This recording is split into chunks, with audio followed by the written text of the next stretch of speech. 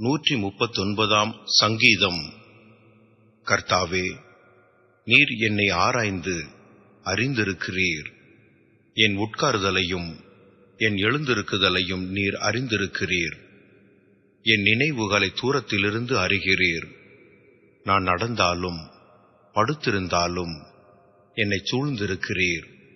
என் வழிகள் எல்லாம் உமக்கு தெரியும். என் நாவில் சொல் பிறவாததற்கு முன்னே இதோ, கர்த்தாவே, அதையெல்லாம் நீர் அறிந்திருக்கிறீர். முற்புறத்திலும் பிற்புறத்திலும் நீர் என்னை நெருக்கி உமது கரத்தை என்மேல் வைக்கிறீர். இந்த அறிவு எனக்கு மிகுந்த ஆச்சரியமும் எனக்கு எட்டாத உயரமுமாயிருக்கிறது. உம்முடைய ஆவிக்கு மறைவாக எங்கே போவேன்?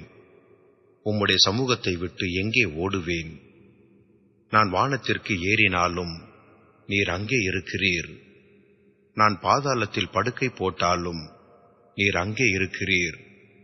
நான் விடியற் காலத்து செட்டைகளை எடுத்து சமுத்திரத்தின் கடையாந்தரங்களிலே போய் தங்கினாலும் அங்கேயும் உமது கை என்னை நடத்தும். உமது வலது கரம் என்னை பிடிக்கும். இருள் என்னை மூடிக்கொள்ளும் என்றாலும் இரவும் என்னை சுற்றி வெளிச்சமாயிருக்கும்.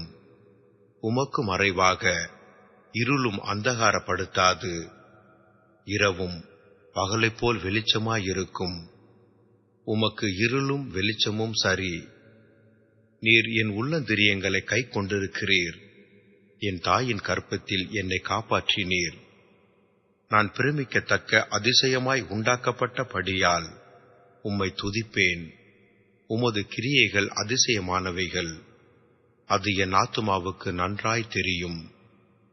நான் ஒளிப்பிடத்திலே உண்டாக்கப்பட்டு பூமியின் தாழ்விடங்களிலே விசித்திர வினோதமாய் உருவாக்கப்பட்ட போது என் எலும்புகள் உமக்கு மறைவாய் இருக்கவில்லை.